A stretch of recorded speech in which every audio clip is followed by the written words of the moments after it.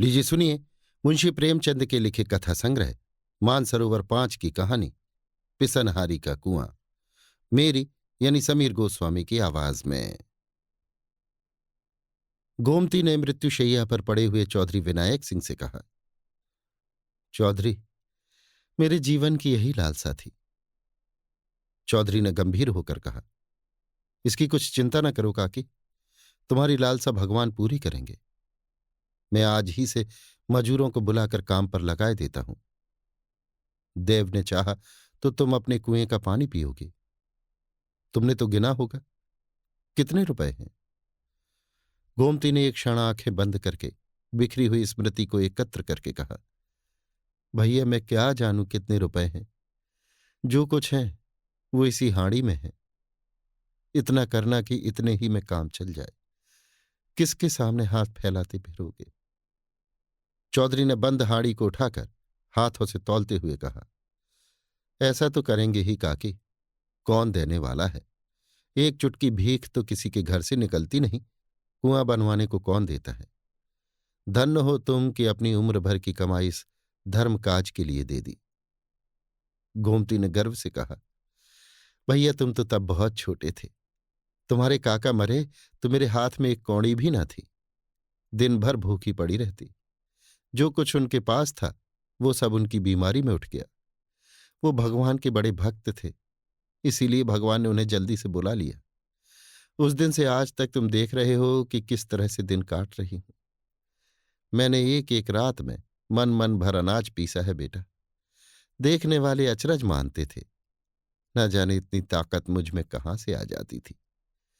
बस यही लालसा रही कि उनके नाम का एक छोटा सा कुआं गांव में बन जाए।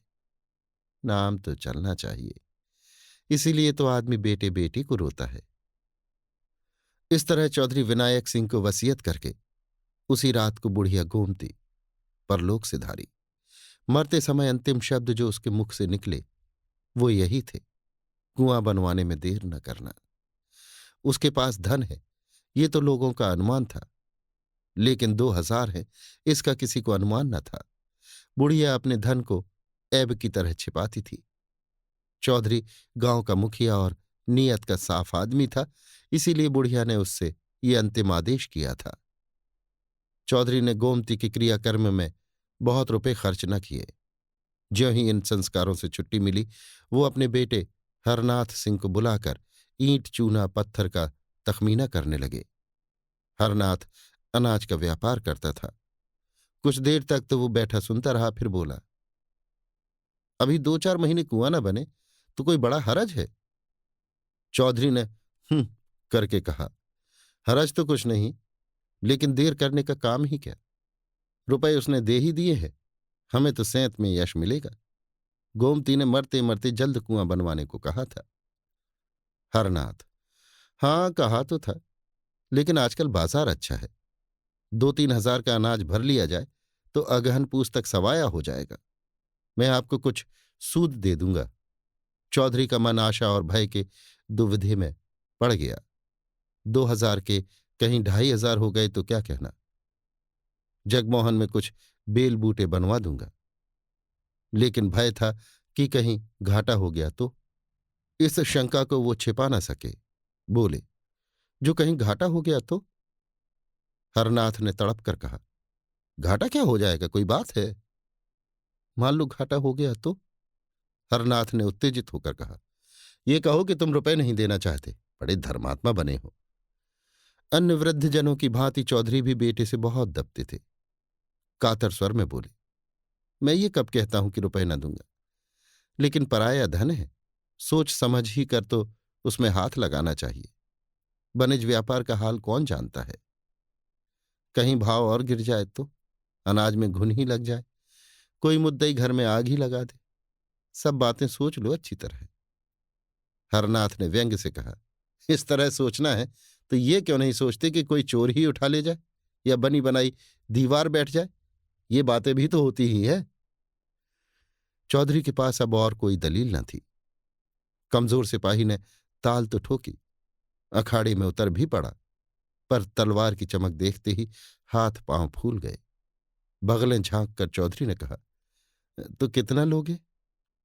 हरनाथ कुशल योद्धा की भांति शत्रु को पीछे हटता देखकर बिफर कर बोला, सबका सब दीजिए, 150 रुपये लेकर क्या खिलवाड़ करना है। चौधरी राजी हो गए। गोमती को उन्हें रुपए देते किसी ने न देखा था। लोक निंदा की संभावना भी न थी। हरनाथ ने अनाज भरा, अनाजों के बोरों का ढेर लग गया। आराम की मीठी नींद सोने वाले चौधरी अब सारी रात बोरों की रखवाली करते थे। मजाल न थी कि कोई चूहिया बोरों में घुस जाए। चौधरी इस तरह झपटते थे कि बिल्ली भी हार मान लेती। इस तरह 6 महीने बीत गए। पौष में अनाज बिका, पूरे 500 रुपये का लाभ हुआ। हरनाथ ने कहा, इसमें से 50 रुपये आप ले ले। चौधरी ने झल्ला कर कहा, 50 रुपये क्या खैरात ले लूं? किसी महाजन से इतने रुपए लिए होते तो कम से कम 200 रुपये सूद के होते। मुझे तुम 2-4 रुपये कम दे दो, और क्या करोगे। हरनाथ ने ज्यादा बत बढ़ाव न किया, 150 रुपये चौधरी को दे दिए। चौधरी की आत्मा इतनी प्रसन्न कभी न हुई थी। रात को वो अपनी कोठरी में सोने गया तो उसे ऐसा प्रतीत हुआ कि बुढ़िया गोमती खड़ी मुस्कुरा रही है। चौधरी का कलेजा धक धक करने लगा। वो नींद में न था, कोई नशा न खाया था। गोमती सामने खड़ी मुस्कुरा रही थी। हाँ, उस मुरझाए हुए मुख पर एक विचित्र स्फूर्ति थी। कई साल बीत गए। चौधरी बराबर इसी फिक्र में रहते कि हरनाथ से रुपए निकाल लूं, लेकिन हरनाथ हमेशा ही हीले हवाले करता रहता था। वो साल में थोड़ा सा ब्याज दे देता, पर मूल के लिए 1000 बातें बनाता था। कभी लहने का रोना था, कभी चुकते का। हाँ, कारोबार बढ़ता जाता था। आखिर एक दिन चौधरी ने उससे साफ साफ कह दिया कि तुम्हारा काम चले या डूबे, मुझे परवाह नहीं, इस महीने में तुम्हें अवश्य रुपए चुकाने पड़ेंगे। हरनाथ ने बहुत उड़न घाइयां बताईं, पर चौधरी अपने इरादे पर जमे रहे। हरनाथ ने झुंझला कर कहा, कहता हूं कि 2 महीने और ठहरिए, माल बिकते ही मैं रुपए दे दूंगा। चौधरी ने दृढ़ता से कहा, तुम्हारा माल कभी न बिकेगा और न तुम्हारे 2 महीने कभी पूरे होंगे। मैं आज रुपए लूंगा। हरनाथ उसी वक्त क्रोध में भरा हुआ उठा और 2000 रुपये लाकर चौधरी के सामने जोर से पटक दिए। चौधरी ने कुछ झेंप कर कहा, रुपए तो तुम्हारे पास थे, और क्या बातों से रोजगार होता है। तो मुझे इस समय 500 रुपये दे दो, बाकी 2 महीने में दे देना, सब आज ही तो खर्च न हो जाएंगे। हरनाथ ने ताव दिखाकर कहा, आप चाहे खर्च कीजिए चाहे जमा कीजिए, मुझे रुपयों का काम नहीं। दुनिया में क्या महाजन मर गए हैं जो आपकी धौंस सहूं। चौधरी ने रुपए उठाकर एक ताक पर रख दिए। कुएं की दाग बेल डालने का सारा उत्साह ठंडा पड़ गया। हरनाथ ने रुपए लौटा तो दिए थे, पर मन में कुछ और मंसूबा बांध रखा था। आधी रात को जब घर में सन्नाटा छा गया तो हरनाथ चौधरी की कोठरी की चूल खिसकाकर अंदर घुसा। चौधरी बेखबर सोए थे। हरनाथ ने चाहा कि दोनों थैलियां उठाकर बाहर निकल जाऊं, लेकिन ज्यों ही हाथ बढ़ाया उसे अपने सामने गोमती खड़ी दिखाई दी। वो दोनों थैलियों को दोनों हाथों से पकड़े हुए थी। हरनाथ भयभीत होकर पीछे हट गया। फिर ये सोचकर कि शायद मुझे धोखा हो रहा हो, उसने फिर हाथ बढ़ाया, पर अब की वो मूर्ति इतनी भयंकर हो गई कि हरनाथ एक क्षण भी वहां खड़ा न रह सका। भागा, पर बरामदेही में अचेत होकर गिर पड़ा। हरनाथ ने चारों तरफ से अपने रुपए वसूल करके व्यापारियों को देने के लिए जमा कर रखे थे। चौधरी ने आंखें दिखाईं तो वही रुपए लाकर पटक दिए। दिल में उसी वक्त सोच लिया था कि रात को रुपए उड़ा लाऊंगा, झूठ मूठ चोर का गुल मचा दूंगा तो मेरी ओर संदेह भी न होगा। पर जब ये पेशबंदी ठीक न उतरी तो उस पर व्यापारियों के तगादे होने लगे। वादों पर लोगों को कहाँ तक टालता, जितने बहाने हो सकते थे सब किए। आखिर वो नौबत आ गई कि लोग नालिश करने की धमकियां देने लगे। एक ने तो 300 रुपये की नालिश कर भी दी। बेचारे चौधरी बड़ी मुश्किल में फंसे। दुकान पर हरनाथ बैठता था, चौधरी को उससे कोई वास्ता न था, पर उसकी जो साख थी वो चौधरी के कारण। लोग चौधरी को खरा लेन देन का साफ आदमी समझते थे। अब भी यद्यपि कोई उनसे तकाजा न करता था, पर वो सबसे मुंह छिपाते फिरते थे। लेकिन उन्होंने ये निश्चय कर लिया था कि कुएं के रुपए न छूऊंगा, चाहे कुछ भी पड़े। रात को एक व्यापारी के मुसलमान चपरासी ने चौधरी के द्वार पर आकर हजारों गालियां सुनाई। चौधरी को बार बार क्रोध आता था कि चलकर उसकी मूछें उखाड़ लूं, पर मन को समझाया, हमसे मतलब ही क्या है। बेटे का कर्ज चुकाना बाप का धर्म नहीं। जब भोजन करने गए तो पत्नी ने कहा, ये सब क्या उपद्रव मचा रखा है? चौधरी ने कठोर स्वर में कहा। मैंने मचा रखा है? और किसने मचा रखा है? बच्चा कसम खाते हैं कि मेरे पास केवल थोड़ा सा माल है, रुपए तो सब तुमने मांग लिए। चौधरी, मांग न लेता तो क्या करता? हलवाई की दुकान पर दादे का फातिहा पढ़ना मुझे पसंद नहीं। स्त्री, ये नाक कटाई अच्छी नहीं लगती। चौधरी, तो मेरा क्या बस है भाई? कभी कुआं बनेगा कि नहीं? 5 साल तो हो गए। स्त्री, इस वक्त उसने कुछ नहीं खाया। 1 जून भी मुंह जूठा करके उठ गया था। चौधरी, तुमने समझाकर खिलाया नहीं? दाना पानी छोड़ देने से तो रुपए न मिलेंगे। स्त्री, तुम क्यों नहीं जाकर समझा देते? चौधरी, मुझे तो वो इस समय बैरी समझ रहा होगा। स्त्री, मैं रुपए ले जाकर बच्चा को दिए आती हूं। हाथ में जब रुपए आ जाएं तो कुआं बनवा देना। चौधरी, नहीं नहीं, ऐसा गजब न करना। मैं इतना बड़ा विश्वासघात न करूंगा, चाहे घर मिट्टी ही में मिल जाए। लेकिन स्त्री ने इन बातों की ओर ध्यान न दिया। वो लपक कर भीतर गई और थैलियों पर हाथ डालना ही चाहती थी कि एक चीख मारकर हट गई।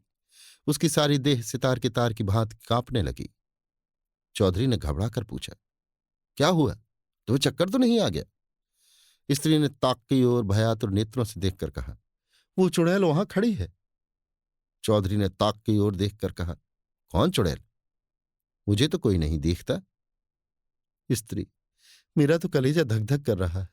ऐसा मालूम हुआ जैसे उस बुढ़िया ने मेरा हाथ पकड़ लिया। चौधरी, ये सब भ्रम है। बुढ़िया को मरे 5 साल हो गए, अब तक यहां बैठी है। स्त्री, मैंने साफ देखा, वही थी। बच्चा भी कहते थे कि उन्होंने रात को उसे थैलियों पर हाथ रखे देखा था। चौधरी, वो रात को मेरी कोठरी में कब आया? स्त्री, तुमसे कुछ रुपयों के विषय ही में कहने आया था, उसे देखते ही भागा। चौधरी, अच्छा, फिर तो अंदर जाओ, मैं देख रहा हूं। स्त्री ने कान पर हाथ रखकर कहा, ना बाबा, अब मैं उस कमरे में कदम न रखूंगी। चौधरी, अच्छा, मैं जाकर देखता हूं। चौधरी ने कोठरी में जाकर दोनों थैलियां ताक पर से उठा ली। किसी प्रकार की शंका न हुई। गोमती की छाया का कहीं नाम भी न था। स्त्री द्वार पर खड़ी झांक रही थी। चौधरी ने आकर गर्व से कहा, मुझे तो कहीं कुछ दिखाई न दिया।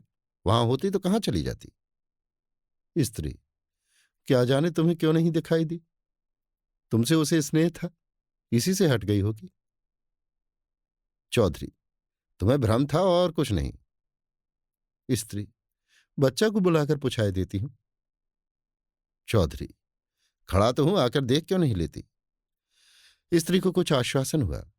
उसने ताक के पास जाकर डरते डरते हाथ बढ़ाया, जोर से चिल्लाकर भागी और आंगन में आकर दम लिया। चौधरी भी उसके साथ आंगन में आ गया और विस्मय से बोला, क्या था? व्यर्थ में भागी चली आई? मुझे तो कुछ न दिखाई दिया। स्त्री ने हाफते हुए तिरस्कारपूर्ण स्वर में कहा, चलो हटो, अब तक तो तुमने मेरी जान ही ले ली थी। न जाने तुम्हारी आंखों को क्या हो गया है। खड़ी तो है वो डायन। इतने में हरनाथ भी वहां आ गया। माता को आंगन में पड़े देखकर बोला, क्या है अम्मा, कैसा जी है? स्त्री, वो चुड़ैल आज 2 बार दिखाई दी बेटा। मैंने कहा लाओ तुम्हें रुपए दे दूं, फिर जब हाथ में आ जाएंगे तो कुआं बनवा दिया जाएगा। लेकिन ज्यों ही तहेलियों पर हाथ रखा, उस चुड़ैल ने मेरा हाथ पकड़ लिया, प्राण से निकल गए। हरनाथ ने कहा, किसी अच्छे ओझा को बुलाना चाहिए जो इसे मार भगाए। चौधरी, क्या रात तुम्हें भी दिखाई दी थी? हरनाथ, हाँ, मैं तुम्हारे पास एक मामले में सलाह करने आया था। ज्यों ही अंदर कदम रखा, वो चुड़ैल ताक के पास खड़ी दिखाई दी। मैं बदहवाश होकर भागा। चौधरी, अच्छा, फिर तो जाओ। स्त्री, कौन? अब तो मैं न जाने दूंगी, चाहे कोई लाख रुपए दे। हरनाथ, मैं आप ना जाऊंगा। चौधरी, मगर मुझे कुछ दिखाई नहीं देता, ये बात क्या है? हरनाथ, क्या जाने आपसे डरती होगी। आज किसी ओझा को बुलाना चाहिए। चौधरी, कुछ समझ में नहीं आता, क्या माजरा है? क्या हुआ, बैजू पांडे की डिग्री का? हरनाथ इन दिनों चौधरी से इतना जलता था कि अपनी दुकान के विषय की कोई बात उनसे न कहता था।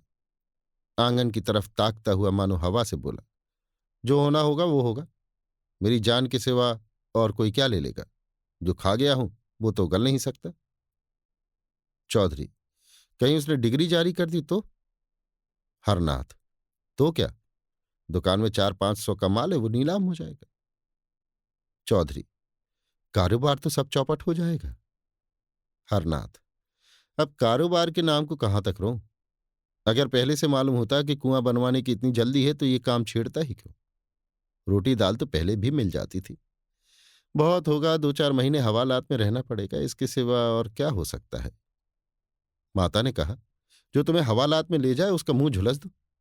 हमारे जीते जी तुम हवालात में जाओगे? हरनाथ ने दार्शनिक बनकर कहा, माँ बाप जन्म के साथ ही होते हैं, किसी के कर्म के साथ ही नहीं होते। चौधरी को पुत्र से प्रगाढ़ प्रेम था। उन्हें शंका हो गई थी कि हरनाथ रुपए हजम करने के लिए टाल मटोल कर रहा है, इसलिए उन्होंने आग्रह करके रुपए वसूल कर लिए थे। अब उन्हें अनुभव हुआ कि हरनाथ के प्राण सचमुच संकट में हैं। सोचा, अगर लड़के को हवालात हो गई या दुकान पर कुर्की आ गई तो कुल मर्यादा धूल में मिल जाएगी। क्या हरज है अगर गोमती के रुपए दे दूं? आखिर दुकान चलती ही है, कभी न कभी तो रुपए हाथ में आएंगे ही। एकाएक किसी ने बाहर से पुकारा, हरनाथ सिंह। हरनाथ के मुख पर हवाइयां उड़ने लगी। चौधरी ने पूछा, कौन है? कुर्क अमीन। क्या दुकान कुर्क करने आया है? हाँ, मालूम होता है। कितने रुपयों की डिक्री है? 1200 रुपये की। कुर्क अमीन कुछ लेने देने से न टलेगा। टल तो जाता है, पर महाजन भी तो उसके साथ होगा। उसे जो कुछ लेना है उधर से ले चुका होगा। ना हो 1200 रुपये गोमती के रुपए में से दे दो। उसके रुपए कौन छुएगा? ना जाने घर पर क्या आफत आए। उसके रुपए कोई हजम थोड़े ही किए लेता हूं, चलो मैं दे दूं। चौधरी को इस समय भय हुआ कहीं मुझे भी वो न दिखाई दे, लेकिन उनकी शंका निर्मूल थी। उन्होंने एक थैली से 200 रुपये निकाले और दूसरी थैली में रखकर हरनाथ को दे दिए। संध्या तक इन 2000 रुपयों में 1 रुपया भी न बचा। 12 साल गुजर गए। न चौधरी अब इस संसार में है, न हरनाथ। चौधरी जब तक जिए उन्हें कुएं की चिंता बनी रही, यहां तक कि मरते दम भी उनकी जबान पर कुएं की रट लगी हुई थी। लेकिन दुकान में सदैव रुपयों का तोड़ा रहा। चौधरी के मरते ही सारा कारोबार चौपट हो गया। हरनाथ ने आने रुपए लाभ से संतुष्ट न होकर दूने तिगुने लाभ पर हाथ मारा, जुआ खेलना शुरू किया। साल भी न गुजरने पाया था कि दुकान बंद हो गई। गहने पाते बर्तन भाड़े सब मिट्टी में मिल गए। चौधरी की मृत्यु के ठीक साल भर बाद हरनाथ ने भी इस हानि लाभ के संसार से पयान किया। माता के जीवन का अब कोई सहारा न रहा। बीमार पड़ी पर दवा दर्पण न हो सकी। 3-4 महीने तक नाना प्रकार के कष्ट झेलकर वो भी चल बसी। अब केवल उसकी बहू थी, और वो भी गर्भिणी। उस बेचारी के लिए अब कोई आधार न था। इस दशा में मजदूरी भी न कर सकती थी। पड़ोसनों के कपड़े सी सी कर उसने किसी भांति 5-6 महीने काटे। पड़ोसने कहती थी, तेरे लड़का होगा। सारे लक्षण बालक के थे। यही एक जीवन का आधार था। लेकिन जब कन्या हुई तो ये आधार भी जाता रहा।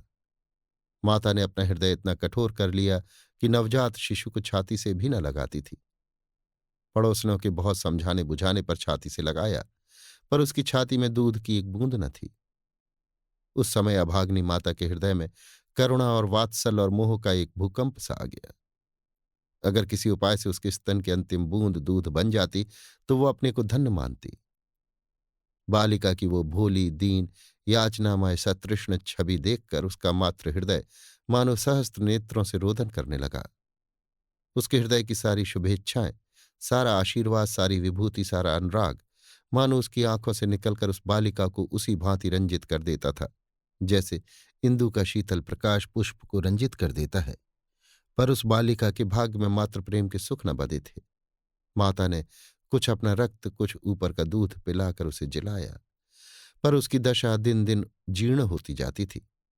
एक दिन लोगों ने जाकर देखा तो वो भूमि पर पड़ी हुई थी और बालिका उसकी छाती से चिपटी उसके स्तनों को चूस रही थी। शोक और दारिद्र्य से आहत शरीर में रक्त कहाँ जिससे दूध बनता। वही बालिका पड़ोसियों की दया भिक्षा से पलकर एक दिन घास कूदती हुई उस स्थान पर जा पहुंची जहां बुढ़िया गोमती का घर था। छप पर कब के पंचभूतों में मिल चुके थे। केवल जहां तहां दीवारों के चिन्ह बाकी थे, कहीं कहीं आधी आधी दीवारें खड़ी थीं। बालिका ने ना जाने क्या सोचकर खुरपी से गड्ढा खोदना शुरू किया।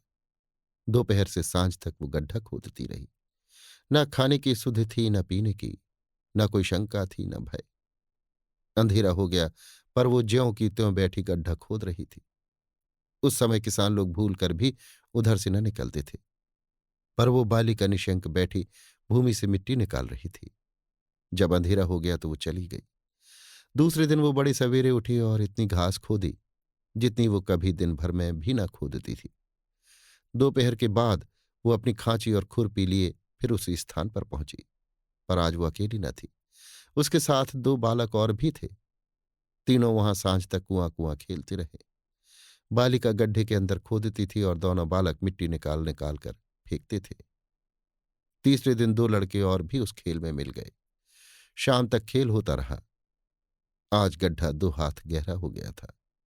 गांव के बालकों बालिकाओं में इस विलक्षण खेल ने अभूतपूर्व उत्साह भर दिया था। चौथे दिन और भी कई बालक आ मिले। सलाह हुई कौन अंदर जाए, कौन मिट्टी उठाए, कौन झउआ खींचे। गड्ढा अब 4 हाथ गहरा हो गया था, पर अभी तक बालकों के सिवा और किसी को उसकी खबर न थी। एक दिन रात को एक किसान अपनी खोई हुई भैंस ढूंढता हुआ उस खंडहर में जा निकला। अंदर मिट्टी का ऊंचा ढेर, एक बड़ा सा गड्ढा और एक टिमटिमाता हुआ दीपक देखा तो डर कर भागा। औरों ने भी आकर देखा। कई आदमी थे, कोई शंका न थी। समीप जाकर देखा तो बालिका बैठी थी। एक आदमी ने पूछा, अरे क्या तूने ये गड्ढा खोदा है? बालिका ने कहा, हाँ। गड्ढा खोद कर क्या करेगी? यहां कुआं बनाऊंगी। कुआं कैसे बनाएगी? जैसे इतना खोदा है वैसे ही और खोद लूंगी। गांव के सब लड़के खेलने आते हैं। मालूम होता है तू अपनी जान देगी और अपने साथ और लड़कों को भी मारेगी। खबरदार जो कल से गड्ढा खोदा। दूसरे दिन और लड़के न आए। बालिका भी दिन भर मजूरी करती रही, लेकिन संध्या समय वहां फिर दीपक जला और फिर वो खुरपी हाथ में लिए वहां बैठी दिखाई दी। गांव वालों ने उसे मारा पीटा, कोठरी में बंद किया, पर वो अवकाश पाते ही वहां जा पहुंचती। गांव के लोग प्रायः श्रद्धालु होते ही हैं। बालिका के इस अलौकिक अनुराग ने आखिर उनमें भी अनुराग उत्पन्न किया। कुआं खुदने लगा। इधर कुआं खुद रहा था, उधर बालिका मिट्टी से ईंटें बनाती थी। इस खेल में सारे गांव के लड़के शरीक होते थे। उजली रातों में जब सब लोग सो जाते, तब भी वो ईंटें थापती दिखाई देती। न जाने इतनी लगन उसमें कहाँ से आ गई थी। 7 वर्ष की उम्र कोई उम्र होती है, लेकिन 7 वर्ष की वो लड़की बुद्धि और बातचीत में अपनी तिगनी उम्र वालों के कान काटती थी। आखिर एक दिन वो भी आया कि कुआं बंध गया और उसकी पक्की जगत तैयार हो गई। उस दिन बालिका उसी जगत पर सोई। आज उसके हर्ष की सीमा न थी। गाती थी, चहकती थी। प्रातःकाल उस जगत पर केवल उसकी लाश मिली। उस दिन से लोगों ने कहना शुरू किया, ये वही बुढ़िया गोमती थी। इस कुएं का नाम पिसनहारी का कुआं पड़ा। अभी आप सुन रहे थे मुंशी प्रेमचंद के लिखे कथा संग्रह मानसरोवर 5 की कहानी पिसनहारी का कुआं, मेरी यानी समीर गोस्वामी की आवाज में।